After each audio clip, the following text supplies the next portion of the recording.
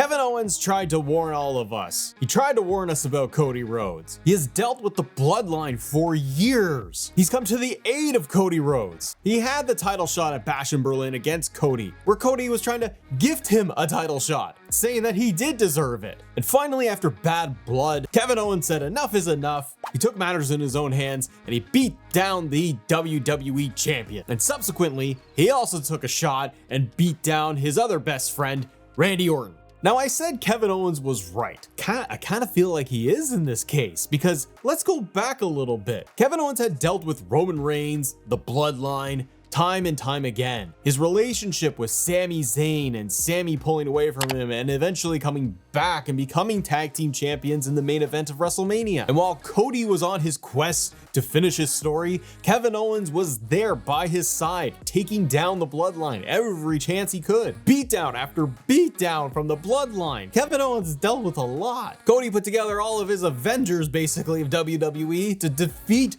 the bloodline at WrestleMania 40. From Seth and Sami and Randy and Kevin Owens, all of them out there trying to take down the bloodline and finally defeating them. And if you look back before Kevin Owens got to SmackDown, why was he on SmackDown in the first place? It was because of the bloodline and because of Cody. Kevin Owens was mad at Cody and especially Jey Uso, but he was mad at Cody Rhodes because he was the one who brought Jey Uso to Monday Night Raw when Jey is evolved his character now to become main event Jey Uso and an Intercontinental Champion, former Intercontinental Champion now. But that friction, that tension has been there between Cody and Kevin for so long. From Kevin Owens' perspective, it's Cody's fault. Jey could have stayed on SmackDown. Kevin Owens' point to Cody Rhodes on Raw that time was that the locker room was not in favor of this, that Jey would have to prove himself and it's on Cody. And because of all that tension, Kevin Owens left and he got traded over, willingly traded over to SmackDown. And it still didn't end there for Kevin Owens, because if you look then at the last year,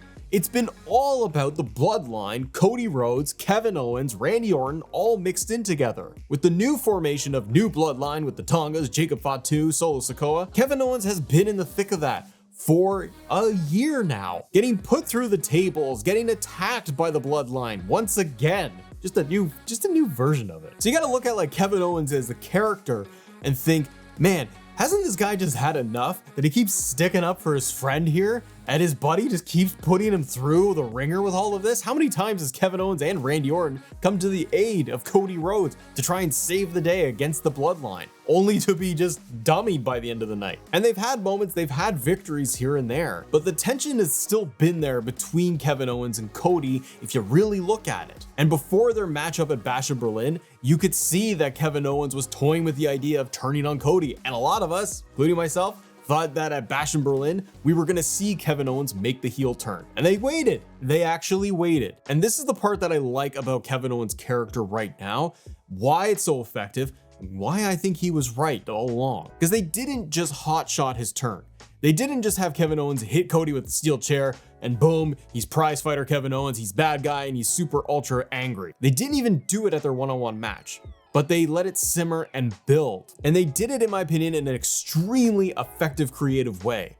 That after Bad Blood, it was fan footage of Cody and Kevin Owens standing outside of Cody's bus, and they finally got in each other's faces, and Kevin Owens put the beat down to Cody Rhodes. And he did this because Cody had tagged up with Roman Reigns. So in storyline and character, sure, you can see Cody's reasoning and logic behind this of, I have to team up with Roman to try and defeat the bloodline. Which they did, they won the tag match, but The Rock is there, and the final boss is just gonna dummy everybody. So Cody and Roman have yet to finally take down the bloodline. And so in the eyes of Kevin Owens, as his character, he's gotta look at this and say that Cody Rhodes has turned his back on everybody, especially him, who have supported him and tried to help him with the bloodline for years now. After everything Kevin Owens had gone through, every match, every beatdown, all of those moments, dealing with the bloodline, dealing with Roman Reigns specifically, before Cody was even in the picture, Kevin Owens was dealing with the tribal chief. But now that Kevin Owens can look at Cody Rhodes, who he considered to be his friend, go and align with the one person that they had been trying to take down for years, that Kevin Owens had tried to take down for years. It is a stab in the back to Owens. And so we get the beatdown at the bus, which I think was super effective because WWE didn't talk about it. They didn't go into detail. They didn't want to reference it on TV just yet. And Kevin Owens was suspended. And then we see the breakdown between Kevin Owens and Randy Orton on SmackDown. Randy and Kevin being a tag team, being friends together, and having that relationship start to crumble as well, where Kevin Owens is just so frustrated by everything that it's now cost him his relationship with Randy. And like we saw in the segment in Kevin Owens' car that he recorded, he felt betrayed by Randy, that Randy's siding with Cody. And he thought that his relationship with Randy Orton was different, that he was the one person that would not turn on him. And Randy's in an interesting position because we don't know if he will eventually turn heel and turn on Cody as well. If this is a motivation, a starter for Randy Orton to make that turn, to go and say, you know what, Kevin Owens was right after all. Cody Rhodes is the problem. What works really well for me from the storytelling perspective is how Kevin Owens is justified with all of this logic. By looking back for years, you have all of this in this character, all of the dynamics involved to justify why he's angry and why he doesn't like Cody Rhodes. And before that's gonna happen, it looks like we're gonna get a match between Randy and Kevin Owens. Now, this could be, at the time of this recording, this could be at Crown Jewel, or they're gonna save it for Survivor Series. In storyline, Kevin Owens is suspended and he's off TV, but he's still getting in there and he's attacking Randy Orton. And I got a feeling because that's going to be Gunther versus Cody for the big Crown mega title, that I think that Kevin Owens is going to interfere in that match, costing Cody that belt. Even if Randy and Kevin Owens have a unsanctioned match, a street fight, something at Crown Jewel, I can still see Kevin Owens coming out and costing Cody that moment because Kevin Owens feels like he's been screwed over time and time again. This is the type of storytelling that I personally enjoy as a fan.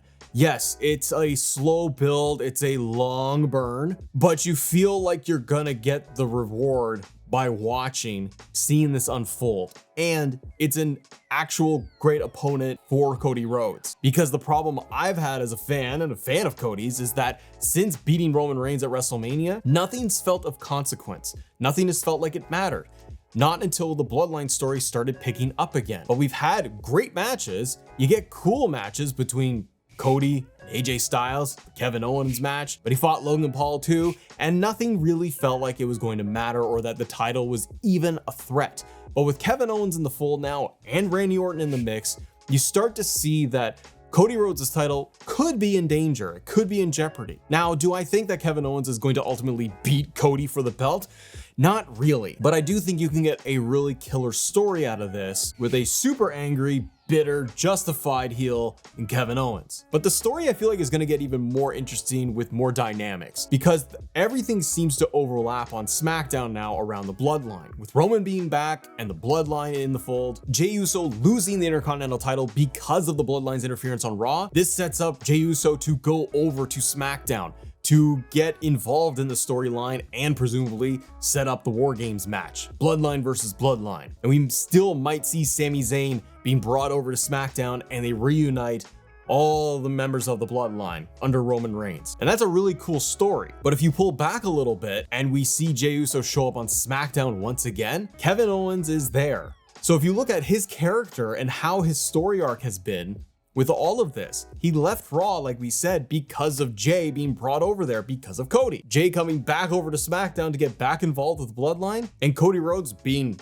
friendly with Roman Reigns, obviously friendly with Jey Uso. It fuels Kevin Owens' character even more to want to fight Cody Rhodes over all of this. In my opinion, a couple of things could happen. Because Jey is going to be back and involved in the Bloodline storyline, doing the reunion and the War Games match and everything else, Kevin Owens is eventually going to get that match with Cody Rhodes and the match with Randy Orton. But once it's all done and the dust settles for Kevin Owens and Cody, and I still think Cody retains that belt and goes off to fight Roman, The Rock, something like that involving the Bloodline at WrestleMania, Kevin Owens can't be left doing nothing.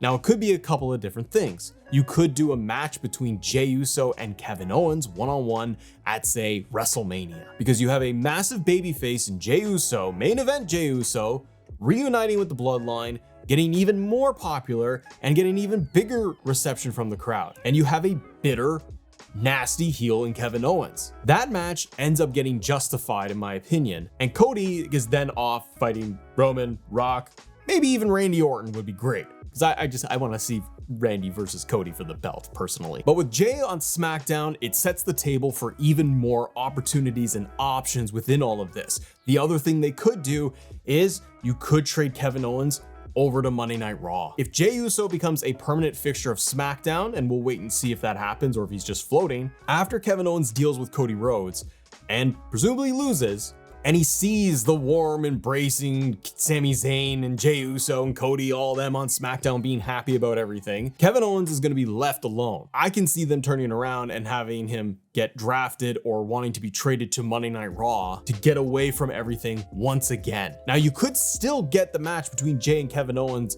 at WrestleMania because they can do an interbrand thing if they want, or Jey gets brought back to Monday Night Raw and they can do it there. But it's almost as if in Kevin Owens' whole story arc here, he can never get away from the bloodline, and he can't get away from the situation with Cody Rhodes, that in his mind, Cody's the reason why it's all happened. This version of Kevin Owens is really effective in my opinion, and it's the one that I like the most, is when he is a heel, but he's a grounded heel that has logic and reason behind his motivation. He's not just angry because he's angry. And eventually, even if it's after WrestleMania, I would like to see them freshen things up where Owens maybe does go over to Monday Night Raw. Get him into the world title scene. No one's taken that belt off of Cody, Roman, Rock, that whole scenario for a long time. But the world title can get shuffled around a lot, and you could get some pretty interesting matchups if you move Owens over to Raw. CM Punk is over there. There's still word that those guys do not like each other, period. But it'd be really cool if they did that match. But you can do Seth versus Kevin Owens. Priest, Owens, Sammy, and Kevin Owens could go at it one more time. I like how the story is progressing. I do think Kevin Owens needs to get some wins though, even if they're going to be by disqualification. Cody needs to lose a little bit here.